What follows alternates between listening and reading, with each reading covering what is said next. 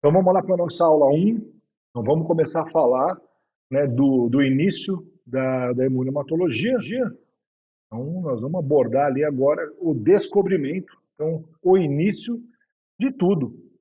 Então, em 1900, o Karl Landsteiner, um cientista austríaco, ele consegue compreender o sistema de grupo sanguíneo, ABO, onde ele determina, né, que existe lá um antígeno A, um antígeno B, e inicialmente um antígeno que ele deu o nome de C e que depois veio se tornar O. Tá? E ele descobriu isso a partir da mistura, né, de soro de algumas pessoas com hemácia de outros. E aqui foram os colegas dele de trabalho, inclusive os alunos. Então isso aconteceu em 1900, então onde foi a data que o marco zero, né, das transfusões de grupos sanguíneos e transfusões com testes pré-transfusionais, obviamente aí com uma margem maior de segurança, e aí o processo, né, só foi melhorando e atingindo o ápice lá nos anos 90, 1990. Em 1902, o De Castello e o Stirling, né, alunos do Karl Landsteiner, eles descreveram o grupo AB, né, então o grupo AB demorou um pouco mais para ser descoberto, porque mais ou menos 3, 4% da população apresenta essa característica, então demorou um pouco mais mesmo, até por uma oferta menor de amostras. Né? E em 1930, o Karl Landsteiner ele recebeu, né, o Prêmio Nobel de Fisiologia. Então, em 1930, a Imunemato já tinha um Prêmio Nobel, e em 90 o Yamamoto ele conseguiu, né, o Yamamoto e colegas, eles conseguiram clonar cDNAs dos alelos A, B e O, dando início à era molecular da imunohematologia. Então, de 1900 até 1990, muita coisa aconteceu. Né? Então, aqui foi descoberto então, o principal sistema de grupo sanguíneo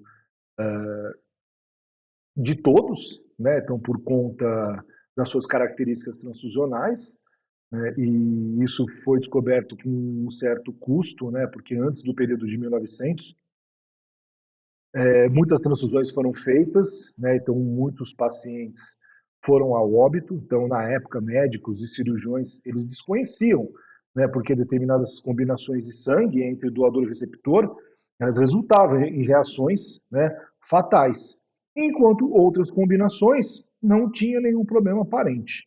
Né? Então, a partir desse entendimento, dessa descoberta, né, então as transfusões de sangue elas passaram de um período empírico já para um período científico, né, então onde os testes eram realizados e a partir daí, né, toda a prática hemoterápica começa a evoluir.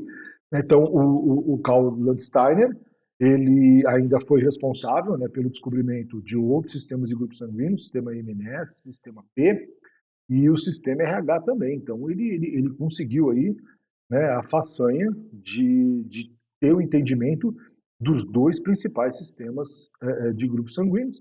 Né? Então, houve uma transformação radical, né, na prática médica, aonde foi introduzido então, um teste de compatibilidade sanguínea.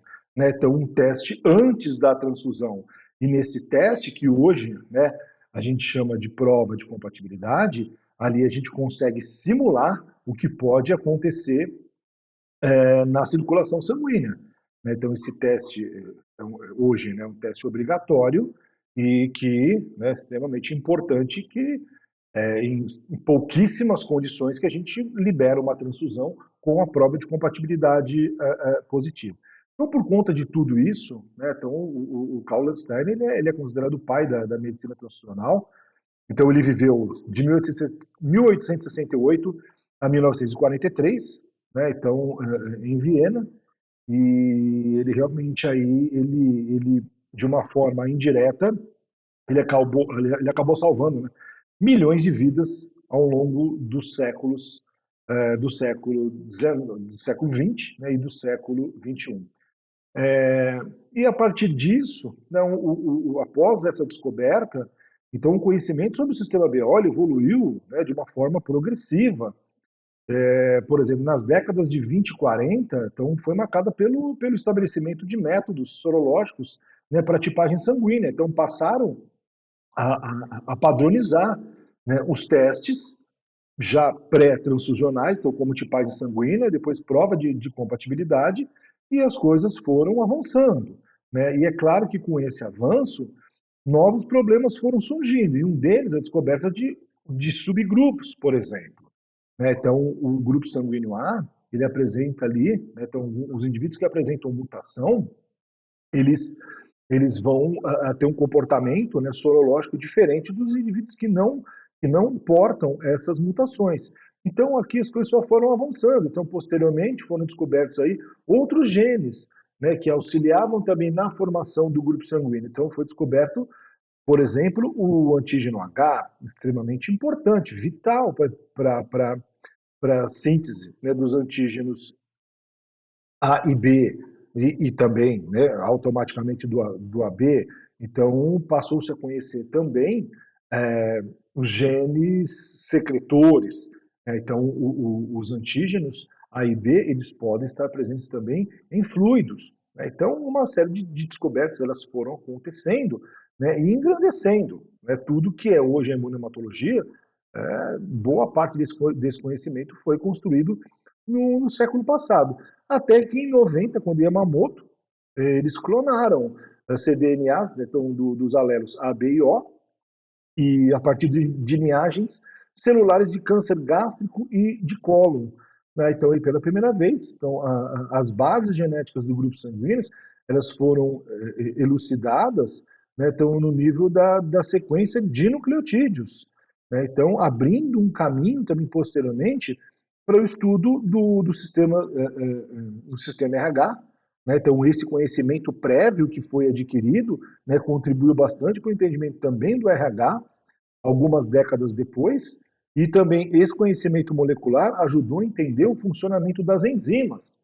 Né? Então, os indivíduos que são chamados do grupo A, B, o AB e o O, então existe ali uma produção de uma enzima que vai fazer o trabalho de ligar, né, os carboidratos na superfície das hemácias. Então, que esse vai ser o próximo tema abordado aqui. Né? Então, tudo inicia lá em 1900, então esse período nebuloso ele se encerra.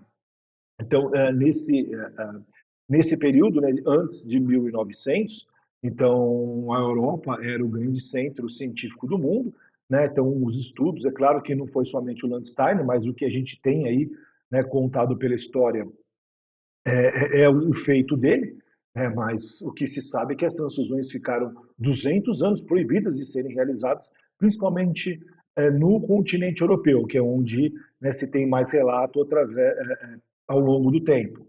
Então, as transfusões foram proibidas nesse período, aí após essa descoberta do Landsteiner, né, e colegas, aí começaram a andar e não pararam de evoluir. Né? Então, de 1900 para cá, então hoje são conhecidos 48 sistemas de grupos sanguíneos. Estamos falando aqui em 2026, então são 48 sistemas de grupos sanguíneos. É bastante coisa, são muitas estruturas e ainda, né, cabe mais entendimento aí, mas hoje é o que se sabe. Então, a gente costuma dizer, transfusão ABO é RH compatível, né? Então, falo isso bastante para os meus alunos. A transfusão ela é ABO, obrigatoriamente compatível, RHD também compatível, dependendo da situação.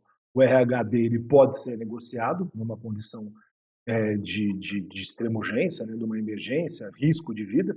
Então, às vezes pode acontecer de um paciente receber o RHD incompatível, mas, enfim, tem mais um monte de outras estruturas, né, que a gente pode, um paciente, quando recebe transfusão, ele pode ali reconhecer como estranho e desenvolver um anticorpo. Tá? Então, nós vamos segurar aqui essa primeira aula, nós vamos parar aqui, e o próximo tema nós vamos abordar vai ser a biossíntese dos antígenos, tá? Que é dentro da nossa sequência, aí nós vamos abordar esse assunto, tá bom? Um abraço e até o próximo vídeo.